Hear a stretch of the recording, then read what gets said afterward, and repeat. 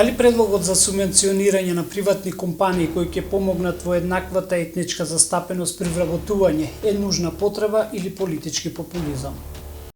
Премиерот Зоран Заев порача дека владата ќе го поттикне и ќе соработува со бизнис секторот за да се поддржат добрите меѓуетнички односи и меѓусебната доверба, додавајќи дека субвенции ќе има по работни места, а не по етнички клуч. Субвенции ќе имаме по работни места, ќе имат предност квалификуваните работници или граѓаните, така да генерално верувам дека во духот на општество ориентирано кон граѓаните ќе ја реализираме и оваа програмска определба на владата. Нема таков газда на фирма или менаџер на фирма кој што работува по етнички основ, работува по квалификуваност. И тука нема дилеми. Ние како влада сме унисони на ова прашање. Наративот веројатно направи ваква драматургија, да ги слуша човек. Да, Бектеш и Груби не се баш не го зборуваат истото, да. Значи не е уставно. Добро, се надевам дека играчите не е уставно и готово. Вице-премиерот Артан Груби најави субвенционирање на вработувањата во приватниот сектор на припадници и на другите етнички заедници во земјава, но рече дека не е познато како тоа ќе се реализира.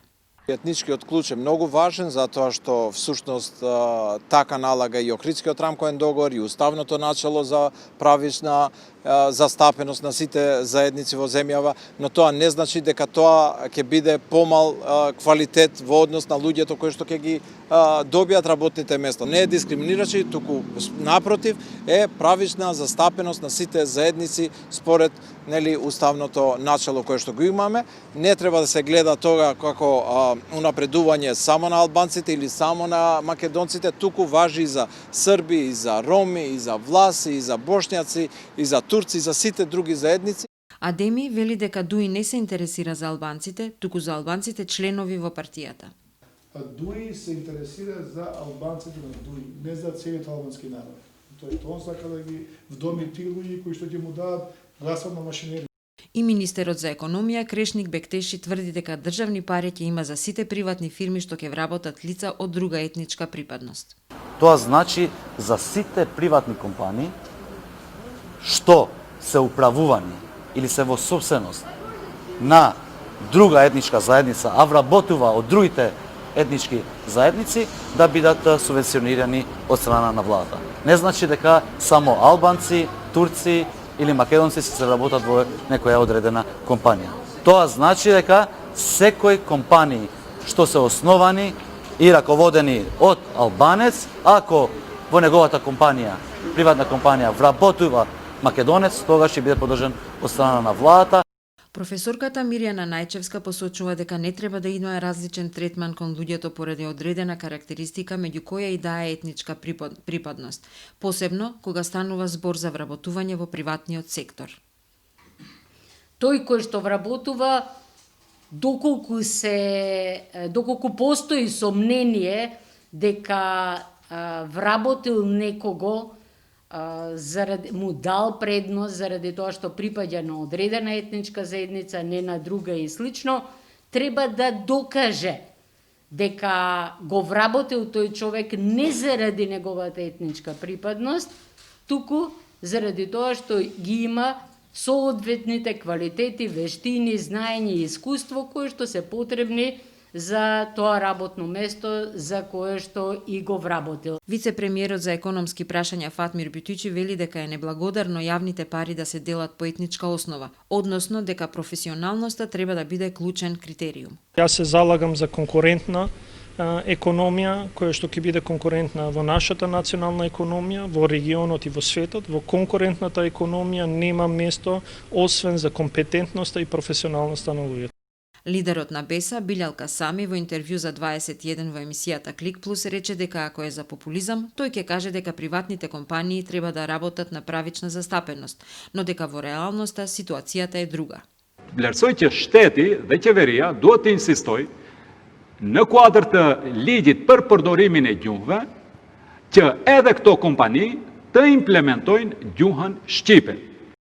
Лиса Баута Шакири смета дека проблемот е повеќе општествен отколку што е политички или економски и дека субвенционирањето не смее да се прави по етнички клуч, бидејќи во обид за спречување на дискриминација се служиме со друга дискриминација.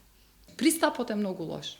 Јас би сакала да се најде некој начин, пример, да се зголеми бројот на ромите во дали во приватниот или во државниот сектор. Меѓутоа не вака. Не со етнички клуч, не со давање предност. Зашто тогаш јас ќе треба да се запишам како ромка, за да можам да влезам во едно работно место, затоа што без разлика на мојата компетенција, стои дека мора ром да биде. Не е во ред. Тоа ние дискриминираме, сакајки да отстраниме дискриминација. Новинарот Рамуш Муарем Цирко вели дека издвојувањето на етничката припадност во вработувањето не може да се смета како афирмативна и дека тоа се коси со уставот на државата. Судските органи во државата нема вработено ниту еден ром во смисол на судија, заменик обвинител, освен народниот правобранител, каде како заменик, е Васка Бајрамовска. Другите тие сектори, процентот е голема нула. Јована Тренчевска од Министерството за труд и социјална политика на панелот на цивил, дискриминацијата и вработувањето во јавниот и приватниот сектор вели дека во моментов во државата немаме за една заокружена законска регулатива која што ќе биде посветена на дискриминацијата и еднаквите можности. И затоа во програмата на владата за 2024 година, еден од високите приоритети е токму донесувањето на Законот за спречување и заштита од дискриминација. Во моментот во државата немаме една заокружена законска регулатива која што ќе биде посветена на дискриминацијата и еднаквите можности, и затоа во програмата на владата 2020-2024 година еден висок приоритет беше токму донесувањето на Законот за спречување и заштита од дискриминација. За ВМРО ДПМН субвенционирањето на приватни компании за вработување по етнички клуч е неприфатливо. Субвенционирањето на приватни компании за вработување по етнички клуч е апсолутно неприфатливо. Компаниите не треба да се делат по тоа кого го вработуваат. И тука би порачал наместо политика на апартхејд, нека почне да водат европски политики. Висара Деми смета дека со овој начин на субвенционирање се враќаме во времето на режимот на Никола Груевски, односно дека вработувањата ќе се прават со партиски клуч. Тој посочува дека треба да се регулира пазарот, а предприемачите да мислат слободно и да не им се наметнува партиски кадар. Ние живееме во држава каде што Никола Груевски го регулира целиот приватен пазар. Например, он тогаш кажуваше дека ние ќе супортираме одреден сектор, одредена индустрија или одредени компании. Ние живееме во мајндсетот на регулирање на пазарот. И затоа вакви идеи даваат они, затоа што толку многу е регулиран пазарот во Македонија и толку многу зависи приватниот сектор од субвенции, од државна помош, што они мислат дека и преку политиката на вработувањето може да им наметнат вакви работи, вакви политики.